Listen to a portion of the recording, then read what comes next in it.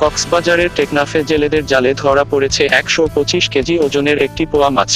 মঙ্গলবার সকালে নাফ নদীর মোহনায় শাহপরীর দ্বীপের জেলেদের জালে এটি ধরা পড়ে। জেলেরা জানায়, টেকনাফের সাবরাং ইউনিয়নের শাহপরীর দ্বীপের উত্তরপাড়ার বাসিন্দা মোহাম্মদ হাসানের মালিকানাধীন একটি নৌকায় জেলে খুরশিদ আলম, রশিদ আহমদ ও নজির আহমদ মাছ ধরতে যান। নাফ নদীর মোহনা সংলগ্ন নাইখুন্দিয়া এলাকায় মঙ্গলবার ভোরে জাল পাতেন তারা। সকালে জালে পোয়া মাছটি ধরা পড়ে। এটির ওজন ১২৫ কেজি। জেলেরা আরও জানান, মাছটি নিয়ে শাহপরীর দ্বীপের জেটি ঘাটে ফিরে আসার পর উৎসুক মানুষের ভিড় জমে যায়। নৌকার মালিক মোহাম্মদ হাসান জানান, প্রথমে তিনি মাছটির দাম হাঁকেন ১.৫ লাখ টাকা। পরে টেকনাফের মাছ ব্যবসায়ী রিয়াজ উদ্দিন সহ কয়েকজন ১,২০,০০০ টাকায় মাছটি কিনে নেন। মাছটি হিমাগারে রাখা হয়েছে।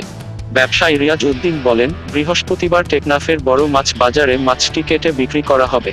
উপজেলা জ্যেষ্ঠ মৎস্য কর্মকর্তা সুজাত কুমার চৌধুরী বলেন, এ ধরনের মাছ গভীর সাগরে পাওয়া যায়। নাফ নদীর মোহনায় সাধারণত পাওয়ার কথা নয়। মাছটি পথ হারিয়ে নাফ নদীর মোহনায় চলে আসায় জালে আটকা পড়েছে।